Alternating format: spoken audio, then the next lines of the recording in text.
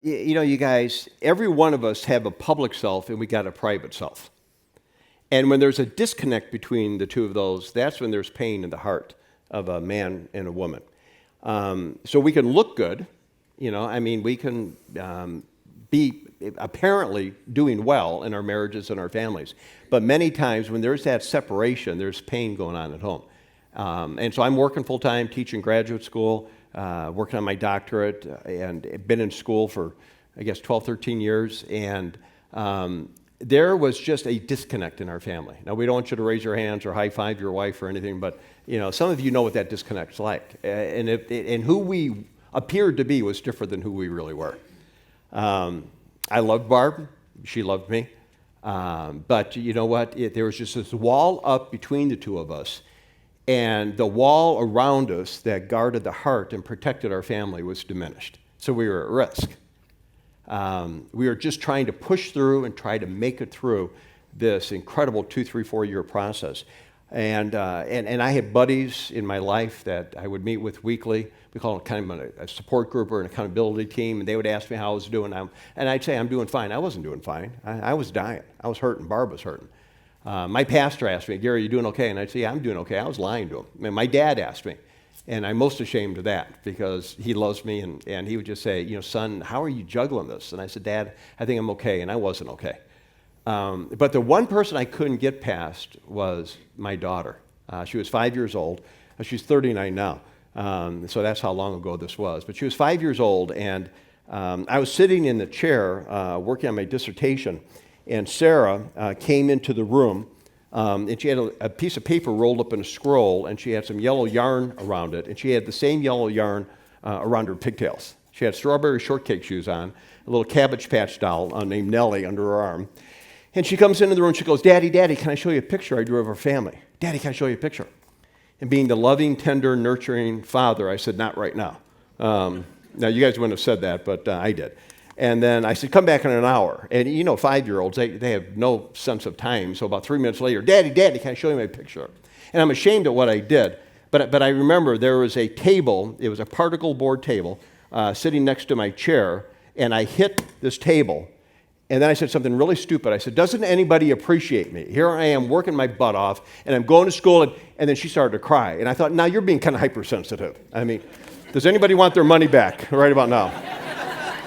Like, who is this guy? And so she went outside, and I went back to studying, and several minutes goes by, and I start feeling like a heel. Anybody agree that I should have? And thank you for your grace on that. And so I called her back in, and she got on my lap, and I said, Sarah, tell me about your picture. Now, that's a great therapist line, but it's a stupid father line. And so Sarah took off the yellow yarn, and she unraveled the piece of paper. And when she unraveled the piece of paper, she unraveled my life. And she's sitting on my lap, and I remember she had these pigtails. Barb had just given her a bath with that Johnson baby shampoo. And every time I smell that with my grandkids, I have an anxiety attack because I go back to this moment in 1983. And she's sitting on my lap, and I said, tell me about the picture. So she said, well, there's our family best. And she must have had somebody help her write the words, but it said our family best, and there was a sun up in the corner. And then there's Mommy, M-O-M-Y, and there's Sarah, the girl that drew the picture. And there's Missy, her little 2-year-old sister. She didn't know how to draw a baby in a cradle, so she draws a stick figure laying in the street in front of the house like this. Yeah. And then Katie, the Irish setter dog, and there's birds, and the sun has got sunglasses on.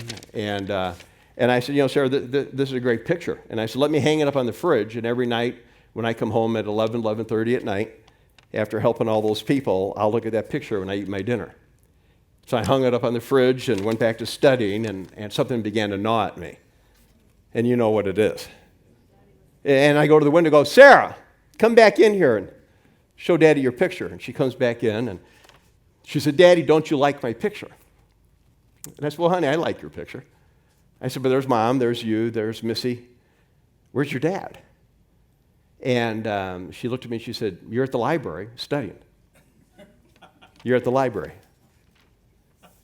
And guys, when she said that, here's what I realized. Is I realized that there's a cost to not getting it right. And I shut down, and several weeks later, Barb had a party for me. I graduated from Drake, and Dr. Rosberg. It was the hollowest day of my life. Dave, this deal hung on the fridge, and it was the most shallow experience. She filled the house with all these people to honor me, and all I could do was look at this picture and just feel the reality that I had to figure out how to make this right. What do you want to add to that? Because I bet you got something. No, so far you're doing really good. So far I'm doing okay? Yeah. And so about 8 weeks goes by, and it's the summer of 1983, and I'm downstairs trying to figure out what the heck I'm going to do. And Barb's upstairs. I thought she was sleeping. And I remember I went up there. It was about 11 o'clock at night, Barb. It was pitch black in the bedroom. And I stood over you, and I said, "Are you asleep?" And you go, "No." And I remember going, "Rats." Because I was kind of rehearsing, ladies. That's what men do. We rehearse. And then I said, I asked her 3 more questions. I said, "Did you see the picture?" And she said, "Yes." And I said, "Why didn't you say anything?" And she said, "Gary, that picture broke your heart." And then I asked her the toughest question I've ever asked anybody in my life. I said, "Can I come home to my family?" I said, "Barb, I just want to come home." And here's what she said. She said, "Gary, I love you and the girls love you, but nobody knows Gary Rosberg. Nobody knows you." And you guys, that was a direct assertion and a confrontation of a guy that was out of line. And I was winning in the marketplace, and I was losing where it makes a difference. And so I remember I walked out of the room, I got real loud, because that's the other thing. Guys get mad at their wife, and then they get loud. And I just said, "Hey, Barb, I'm coming home. I'm going to come home to our family." And I walked out of that room, and my voice got loud, and I went downstairs, and I asked God, I don't know if you guys have ever saw the movie The Bible. I saw the movie. I liked it so much, I bought the book. So anyway, I remember I went downstairs, and I opened that book, and I just said, "God, I need another chance to restore my family."